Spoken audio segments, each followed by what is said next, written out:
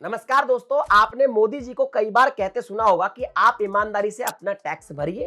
Tax देने वालों को मैं धन्यवाद देता हूं और ईमानदारी से आप आईटीआर फाइल करिए। अब एक्चुअल में आपके दिमाग में यह सवाल तो जरूर होगा कि आईटीआर किन लोगों को भरनी चाहिए, किन लोगों को नहीं भरनी चाहिए, और अगर आप एक आईटीआर भरते हैं तो आपको कौन से 6 बड़े फायदे होते हैं। ये सारी बातें आज की इस वीडियो में बताने वाला हूं, तो वीडियो को लाइक कर देना, चैनल को सब्सक्राइब कर देना, क्योंकि फाइनेंशियल नॉलेज आपके लिए इस चैनल पे मैं लाता रहता हूं। तो देखिए, आईटीआर फाइल का मतलब क्या है पहले समझिए। आईटीआर इनकम टैक्स रिटर्न भरना। अब इनकम टैक्स रिटर्न भरने के पीछे सबसे बड़ा एक मिथ लोगों के दिमाग में यह है कि यार अगर मैं आईटीआर फाइल करता हूं तो मुझे टैक्स गवर्नमेंट को देना ही पड़ेगा। बट ऐसा नहीं है। देखिए, गवर्नमेंट का क्या होता है कि स्लैब्स होते हैं टैक्स के, जो चेंज भी होते रहते हैं। जैसे अभी एक स्लैब है कि 7 लाख रुपए तक आपको जो है टैक्स में छूट दी जाती है। तो इसका मतलब यह है कि आप एक साल में 7 लाख रुपए से कम कमा रहे हैं तो फिर आपको कोई टैक्स नहीं देना पड़ता। भले ही आप आईटीआर भरे तो वो आईटीआर 0 रुपीज से भरी जाती है। इसका मतलब आईटीआर का सीधा सा ये सिस्टम है कि इनकम टैक्स विभाग को हम जस्ट ये ब्यौरा दे रहे हैं कि भाई हमने पिछले फाइनेंशियल ईयर में, जो 1 अप्रैल से 31 मार्च का होता है, उसमें कितना पैसा कमाया है। अब ये जो पैसा कमाया वर्ड है ना, इसको भी ध्यान से समझिए। मान लीजिए मैं कोई बिजनेस करता हूं और मैं कोई सामान बेचता हूं, कोई प्रोडक्ट सेल करता हूं। लेट्स से मैंने 50 लाख रुपए के प्रोडक्ट सेल कर दिए, तो 50 लाख रुपए मेरे अकाउंट में आ गए। तो ये 50 लाख मेरी कमाई नहीं हुई, क्योंकि भैया प्रोडक्ट जो मैंने बनाए हैं, मेरी टीम लग रही है, उन प्रोडक्ट को बनाने में मेरा खर्चा भी तो होगा, उनकी मार्केटिंग भी करी होगी। तो जो मेरा खर्चा हो गया 50 लाख में से वो मैं कट कर दूंगा, फिर जो पैसा बचेगा वही मेरा एक्चुअल में प्रॉफिट होगा और वही मेरी कमाई होगी।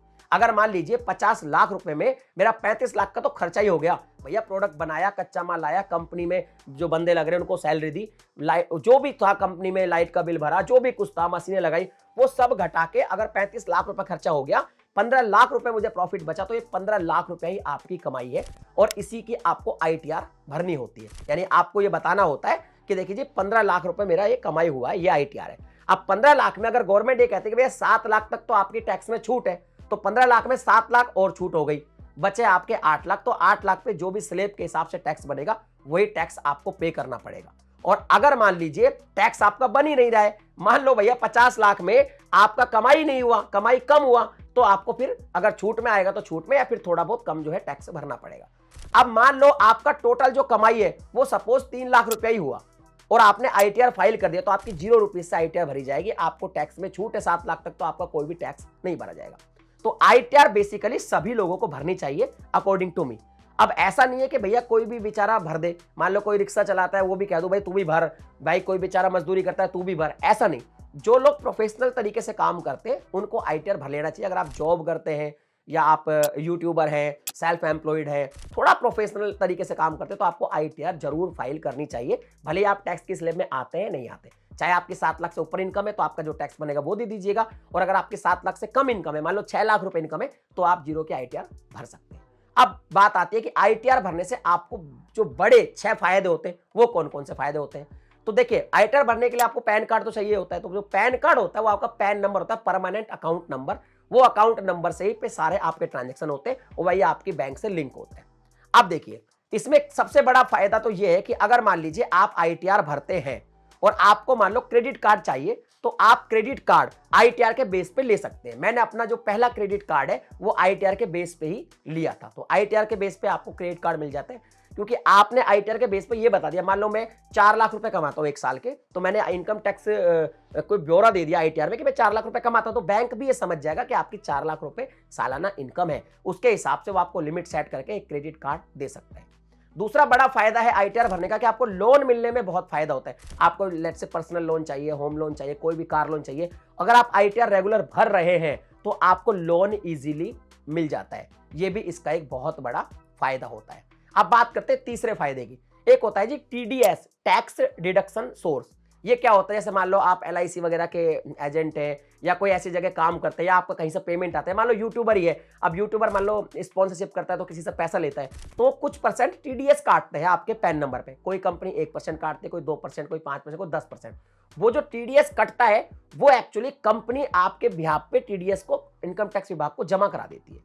अब मान लीजिए आपने पूरे साल में 6 लाख रुपए कमाए, समझिए मेरी बात को, आपने 6 लाख रुपए कमाए और आपने आईटीआर भर दीजिए, मैंने 6 लाख ही कमाए, अब 7 लाख तक तो छूट है, तो भैया मेरे तो कोई टैक्स भरूंगा नहीं, तो मेरी जीरो की आईटीआर भर गई, लेकिन मेरा पूरा साल में 45,000 रुपए का टीडीएस कटा था अलग अलग जगह पे। वो टीडीएस अलग अलग जगह पे भले ही कटाओ, लेकिन वो आपका एक पैन नंबर पे कटा हुआ है, तो वो टीडीएस भी आपको वापस मिल जाता है। और अगर आप आईटीआर नहीं भरते हैं तो भैया टीडीएस कट गया और वो गवर्नमेंट के पास, जो इनकम टैक्स विभाग के पास जमा हो गया। तो टीडीएस को वापस क्लेम करने के लिए भी आपको आईटीआर भरना चाहिए। और अगर मान लो आपने 8 लाख रुपए कमा लिया तो 7 लाख तक तो छूट है, 1 लाख रुपए पे जो आपको टैक्स बनेगा वही देना है। अगर 1 लाख रुपए पे टैक्स सपोज आपका 10,000 बन रहा है और आपका 45,000 आपका टीडीएस कट गया, तो बाकी के जो 35,000 है वो आपको वापस मिल जाएंगे। अगला जो बेनिफिट है वो है जी टीसीएस का। जैसे मान लीजिए आप जैसे कहीं विदेश में ट्रैवल करते हैं तो बहुत सारे इंटरनेशनल क्रेडिट कार्ड है जहां पे पेमेंट करने पे आपका कुछ परसेंट टीसीएस कट जाता है। या मान लो आप कोई कार खरीद रहे हैं, जैसे एसयूवी खरीद रहे हैं, तो वहां पे भी आपका 1% टीसीएस कटेगा। जैसे 20 लाख रुपए की आप मान लो कार खरीद रहे हैं, तो आप देखेंगे कि जो उसका एक्स शोरूम प्राइस होगा, जैसे 20 लाख रुपए प्राइस है, तो आपका 20,000 रुपए टीसीएस कट जाएगा। तो वो भी जब आप आईटीआर फाइल करेंगे तो वो भी आपको वापस मिल जाएगा, उसको भी आप जो है क्लेम कर सकते हैं। अगला जो इसका बेनिफिट है वो बेनिफिट ये कि मान लीजिए आपको कोई अलग कंट्री में घूमने जाना है, तो बहुत सारी ऐसी कंट्रीज होती है जहां पे वीजा लेने के लिए आपको अपनी आईटीआर दिखानी पड़ती है। बहुत सारी जो महंगी महंगी कंट्रीज है, जैसे मैं अभी लंदन गया था यूके, तो वहां पे मैंने अपना आईटीआर लगाया था। यूरोप जाना है, मैं अपना आईटीआर लगा के ये उनको दिखा सकता हूं कि देखिए भाई साहब, मेरे पास पैसा है, मैं तुम्हारी कंट्री में आके सर्वाइव कर सकता हूं। तो कई बार वीजा में भी आईटीआर की बहुत इंपॉर्टेंस होती है, इसलिए आपको आईटीआर फाइल करनी चाहिए। तो ये 5 फायदे हो गए। अब छठा फायदा ये कि अगर मान लो आपको लाइफ में कभी भी कोई भी फाइनेंशियल काम करना पड़ेगा, उसमें आपके से सबसे पहले आईटीआर ही मांगा जाएगा। आईटीआर अगर आप देंगे तो आपके फाइनेंशियल जितने भी काम है वो बहुत इजीली हो जाएंगे। इसलिए आपको आईटीआर 100% फाइल करनी चाहिए।